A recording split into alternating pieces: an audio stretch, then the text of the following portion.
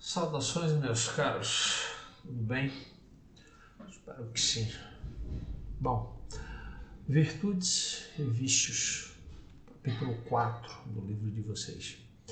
De certa forma, a gente ainda o livro de vocês ainda ele se estende até acho que o capítulo 7, dentro da mesma temática, ética e moral. E hoje nós vamos discutir vícios e virtudes e qual a relação entre esses dois conceitos e o conceito de ética e o conceito de moral. Tranquilo?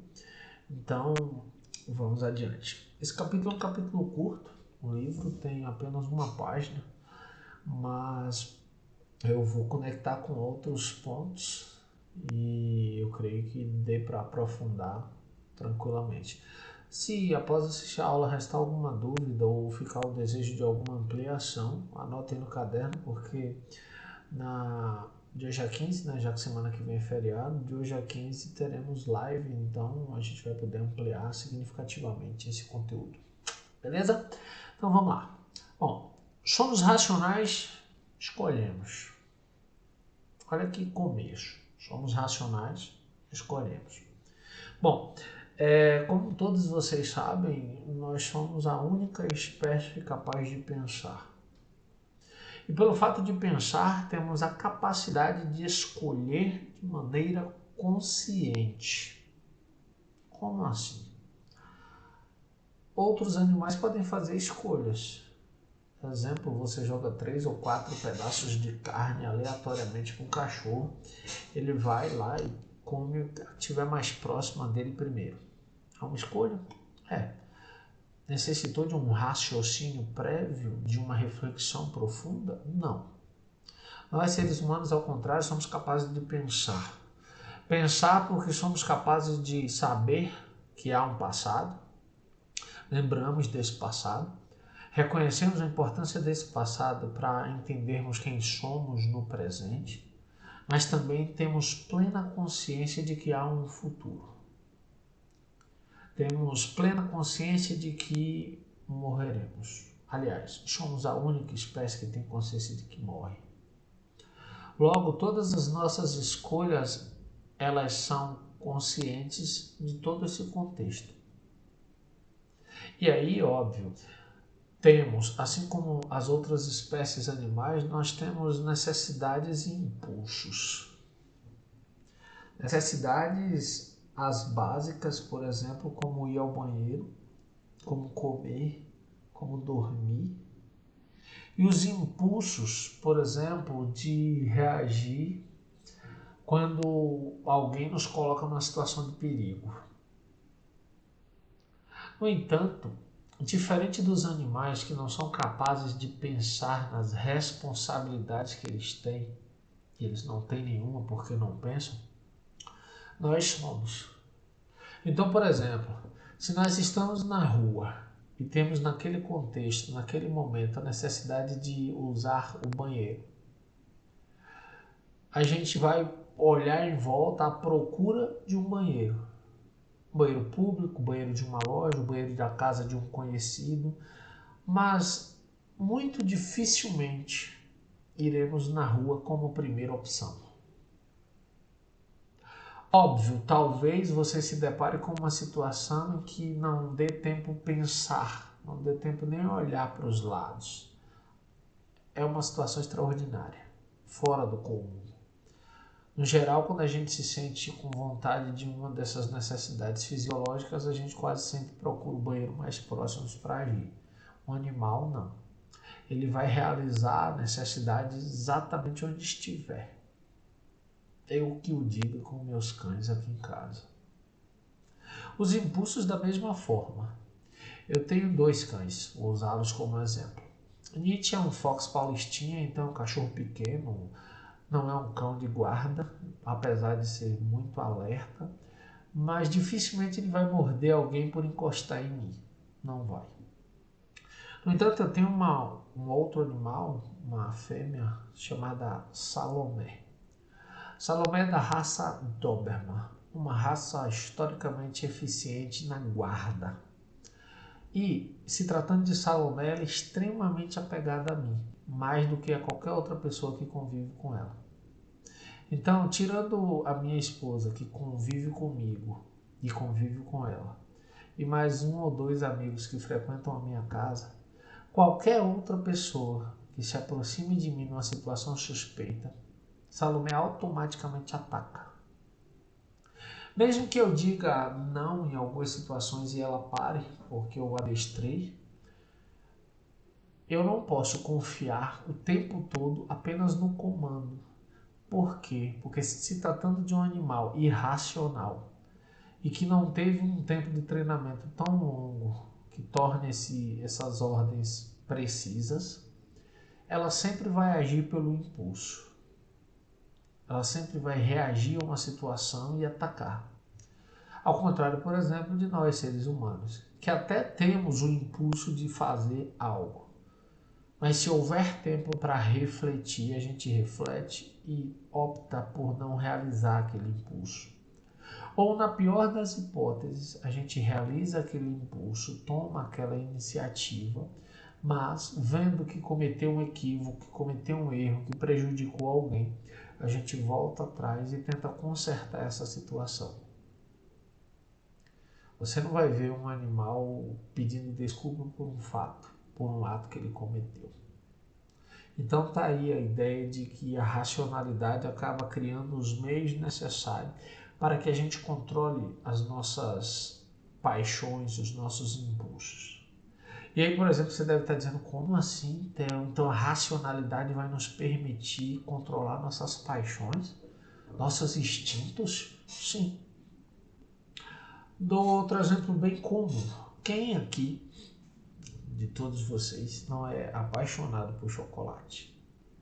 Vá lá, 1, 2 ou 3 dirão que não. Ah, não, não gosto de chocolate não. Eu amo chocolate.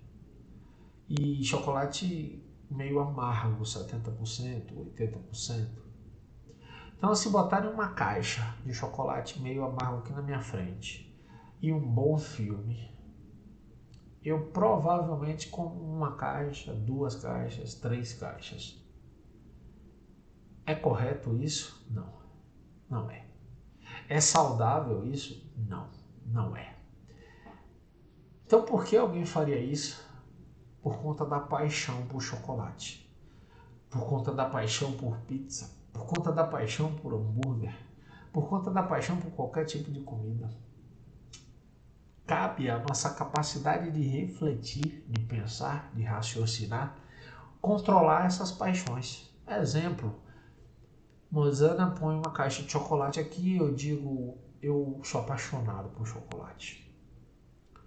Mas eu pedalei 30 quilômetros hoje. Gastei algumas calorias. Não vou repor todas elas com chocolates. Então eu como 1, talvez 2, no máximo 3, não mais que isso. Por quê? Porque a minha capacidade de pensar me deu a possibilidade de controlar o meu impulso, a minha paixão, o meu desejo de devorar a caixa inteira de chocolate. Claro? Posso avançar? Lembrando, se ficar alguma dúvida, anota no seu caderno. Pode me mandar um áudio pelo Zap, se preferir. Ou pode aguardar para a próxima live que eu explico tranquilamente. Fechado? Então vamos ao próximo ponto. O excesso de virtude pode virar vício. Sim, sem sombra de dúvidas. Eu gosto de ler. Eu gosto muito de ficar só. Tem um filósofo que eu gosto muito que dá nome ao meu cachorro, que se chama Friedrich Wilhelm Nietzsche. Nietzsche, vocês vão conhecê-lo no 7º capítulo do livro de vocês. Nietzsche tem uma frase que eu adoro. Eu tinha uma camisa, inclusive, com essa frase estampada, que diria: detesto quem me rouba a solidão sem me oferecer verdadeiramente companhia. Percebam. Detesto quem me rouba a solidão sem me oferecer verdadeiramente companhia. Eu amo essa frase de Nietzsche porque ela fala muito de quem eu sou. Eu adoro ficar só. Adoro ficar só normalmente na biblioteca aqui de casa com um livro, então eu não estou só.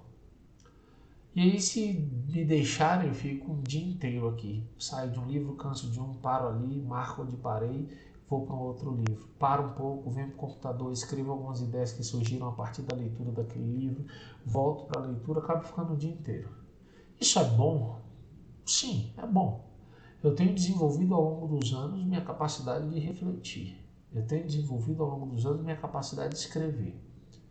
Mas, se eu só fizer isso, essa virtude que seria estudar, acaba se tornando um vício. Por quê, Theo? Porque eu perco o controle sobre ele. Eu começo a abrir mão das relações sociais, das convivências com as pessoas que eu gosto, de parar para descansar, de parar para dormir. Por quê? Porque eu estou obcecado por ler e por escrever. Então eu acabo transformando algo que era bom em algo que era ruim. Vocês, por exemplo, alguns de vocês gostam de jogar videogame. Jogar videogame uma vez ou outra pode ser muito bom para desestressar, para deixar aquelas preocupações da semana inteira. Mas se você abrir mão de estudar, se você abrir mão de construir um caminho em prol de uma carreira, em prol de uma profissão no futuro, em prol da sua capacidade de viver bem, para jogar videogame, desculpe, você está equivocado. Você transformou uma virtude que seria um momento de prazer e de lazer ali, por algo que está se tornando ruim, prejudicando seu sono, prejudicando seu desenvolvimento intelectual, prejudicando sua aprendizagem. Então percebam como a fronteira, o limite entre virtude e vício pode ser muito pequeno, pode ser muito estreito, e uma coisa pode se transformar em outra quase que por ação. Percebam, toda paixão em excesso é um vício. Se você gosta de tanto de chocolate que você não consegue controlar quantos você come, é um vício.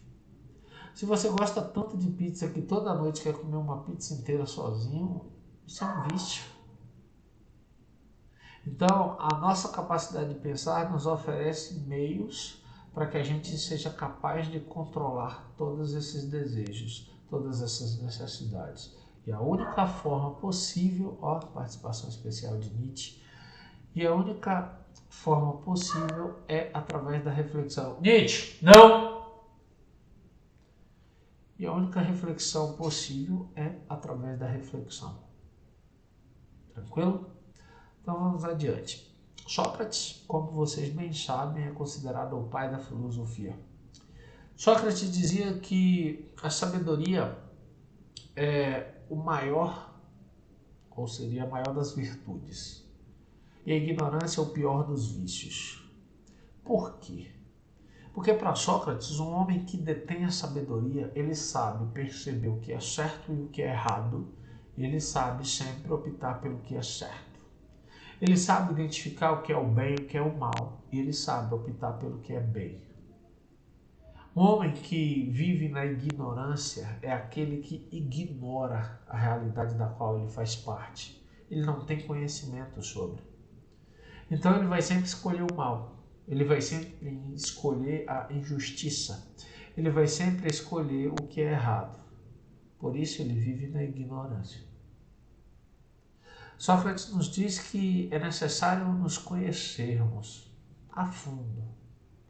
Por quê? Porque ao nos conhecermos, seremos sempre capazes de fazer as melhores escolhas. Pensem nisso. E por fim, mas não menos importante, Aristóteles.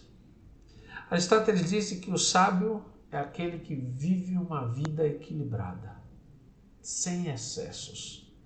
Acaba vivendo sempre no caminho do meio, nem muito, nem pouco, o meio termo. Aristóteles diz que corajoso não é aquele que abre mão completamente do medo. É aquele que, apesar de sentir medo, tem coragem suficiente para agir. Então ele diz que o ideal seria que ninguém fosse corajoso ao extremo a ponto de ser irresponsável, nem covarde ao extremo a ponto de se deixar paralisar. O meio termo, alguém que tem medo, mas que domina esse medo e é capaz de gestos de coragem. Tranquilo? Eu espero que vocês tenham compreendido todo esse debate, todo esse pensamento. Eu os convido a ler o capítulo, ele é curtinho. Se surgir alguma dúvida, anota no seu caderno. Eu terei um imenso prazer de esclarecer para você. Respondam às atividades da página 26 e a gente se encontra então na próxima live. Fechado? Então eu deixo para vocês um forte abraço e tchau, tchau, galera.